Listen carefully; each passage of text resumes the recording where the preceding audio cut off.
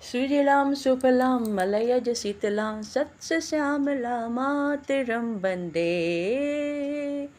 मातरं वन्दे मातरं वन्दे मातरम। जी हाँ, कल हमारी देश के लिए कल का दिन 15 अगस्त बहुत ही गर्व और सम्मान की बात है।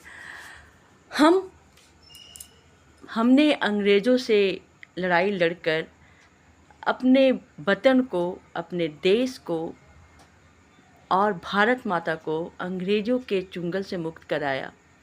हमारा देश गुलाम क्यों बना और गुलामी के पीछे क्या कहानी थी? गुलामी वो जंजीर होती है जो इंसान के मन, शरीर, आत्मा पर भी बेड़ी लगाती है। लेकिन हमारा देश लोग लाख अंग्रेज हो, मुग़ल हो, अफ़गान हो, जो भी हो, हमारे देश पर आकर अपना साम्राज्य कायम किया।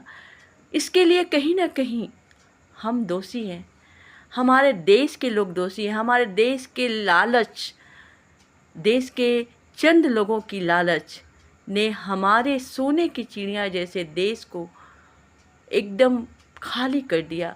जो भी हमारे देश पर आए, देश पर आक्रमण किया, सभी ने यहाँ की संपत्ति, यहाँ की संस्कृति को मटिया मेट करने के लिए आया, जिसके लिए कहीं ना कहीं हम भारतीय जिम्मेदार हैं। खैर, गलतियाँ इंसान से होती हैं, पर गलतियाँ से भी सबक सीखनी चाहिए, क्योंकि इंसान अगर गलतियों का फल भुगतने के बाद भी अगर गलतियां करता है तो अक्षम्य है। और देश में कोई भी देश तभी तरक्की कर सकता है जब वहाँ के लोगों के मन में देश के लिए सम्मान हो। हमारे देश में आज नहीं, हमारे देश में सिकंदर ने जब आक्रमण किया था भारत पर, उस समय निजी षड्यंत्र के कारण सेल्यूकस पोरस है, वो सिकंदर से हार गया था। लेकिन सिकंदर भारत को समझा, उसने भारत की कल्चर को बदलने की कोशिश नहीं की। भले ही चंद्रगुप्त मौर्य की शादी सिकंदर के सेनापति सेल्यूकस की बेटी चेलना से हुई थी, लेकिन भारतीय परिवेश में रमे रहे थे।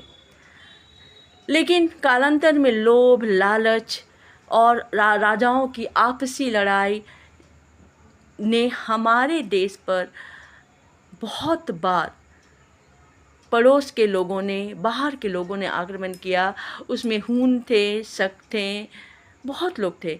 लेकिन उन लोगों ने बौद्ध धर्म का प्रचार किया। बौद्ध धर्म इंडिया से, हमारे देश से बाहर की ओर ले जाने का श्रेय अशोक का है। लेकिन उन्हीं बुद्धिस्टों ने भारत की अखंडता को देखकर, भारत की संपत्ति को देखकर भारत पे आक्रमण किया। लेकिन उन्होंने हमारे भारतीय सभ्यता और संस्कृति को मिटाने की कोशिश नहीं की, पर मुग़ल, अफ़गानी और जो भी इस्लामिक देश के लोगों ने भारत पे आक्रमण किया, उन्होंने केवल भारत की संपत्ति को ही नहीं लूटा, बल्कि भारत की संस्कृति को भी मिटाने की कोशिश की, भारत के धर्म को मिटाने की कोशिश की। और हम कहते हैं फला इस्लामिक कंट्री में ये था, बलबन ये करता था, बलबन का न्याय प्रिय था, औरंगजेब का न्याय ऐसा था, वैसा था।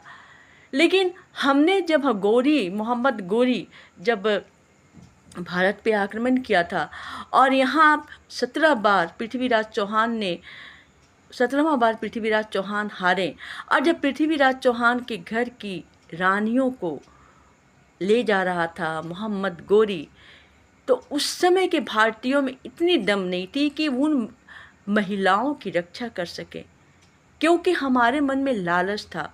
हम ये नहीं सोचते थे कि कल के समय में, आने वाले कल में अगर यही आक्रांता, मुस्लिम आक्रांता हमारे देश पर अपना आधिपत्य स्थापित कर लेंगे तो हमारे देश की माता बहनों का क्या हाल होगा, हमारी धर्म, हमारी संस्कृति का क्या होगा, हम जो विश्व बंधुत्व की भाव रखते हैं, वासुदेव कुटुंबकम की भाव रखते हैं, उसका क्या होगा। लेकिन हम झेलने लगे, सहने लगे, लेकिन कब तक सहेंगे। और हमारे देश के जो अंग्रेज आक्रांताओं ने हमारे देश में आक्रमण नहीं किया, उन्होंने पहले बिजनेस शुरू किया, फिर अपनी कोठी बनाने लगे, मिशनरियों को बढ़ावा दिया, जिससे ईसाई धर्म का प्रचार हुआ। उन्होंने देश के लिए भी सोचा, ऐसा नहीं है, लेकिन क्या हम भारतीय, हम में कायरता ही थी ना कि हम लोग चंद अंग्रेज़ों, चंद इस्लामिक राष्ट्र के लोगों को हम लोगों ने मिलकर सामना नहीं किया। 1857 में पलासी के युद्ध के बाद जब पहली स्वतंत्रता संग्राम की हुई थी, उस समय सभी एक हुए, सबका अपना अपना मकसद था। तो मेरे देशवासियों, मैं यही कहना चाहूँगी, मेरे भाई व मेरे बहनों, मैं पूरे देश के लोगों से भी यही कहना चाहूँगी कि हमारा देश सोने का चिड़िया था। अब सोने का चिड़िया बनाए रखने के लिए हमें अपने देश से, अपने मिट्टी से, अपने धरती को सम्मान करना चाहिए। भारत माँ को सम्मान देना चाहिए।